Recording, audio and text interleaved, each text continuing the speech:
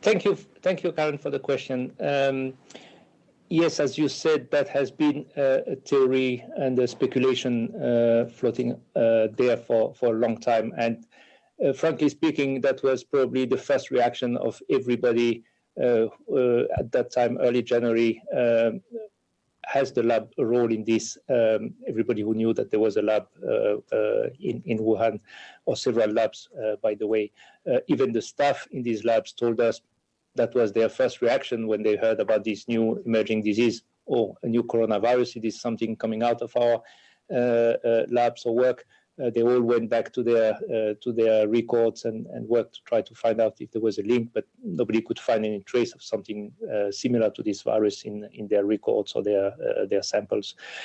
So it has, of course, been a logical, natural speculation by everybody at that time.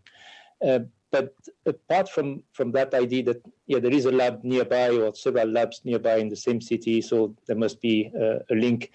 Apart from that, nobody has been able to pick up any firm arguments or proof or evidence that these labs or any of these labs would have been involved in a lab leak accident. Lab accidents, of course, do happen once in a while. We've seen that throughout history in many places. So, of course, it's possible, and therefore it's also part of the conclusions in the report that it's not impossible that could have happened. But we haven't seen or been able to hear or see or look at anything that would warrant different conclusions from our side. But as you said, we haven't done a full investigation or audit of these labs or any other labs around the world for that matter. And therefore, it's not something that we can conclude more than what we have concluded on.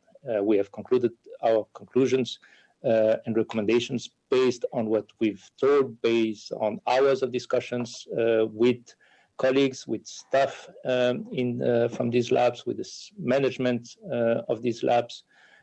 And again, we haven't seen any or been receiving any documentation that would lead us to believe that there was something we should explore further.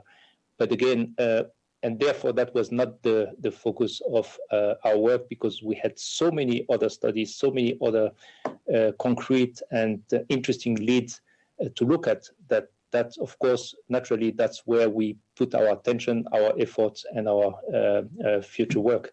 If we had seen nothing elsewhere, if all the studies around would have led to nowhere, maybe we would have then looked at the alternative options, including other scenarios in more details. But we have strong links, we have strong indication that we should explore further, and therefore it's a natural way to go. And of course, if this again leads to nowhere, then we can reassess our evaluation, we can reassess our hypothesis. And as I said earlier, this is a dynamic process, nothing is cast in stones. There are no firm conclusions, and I think that's how we should look at the whole outcome of this report and this work.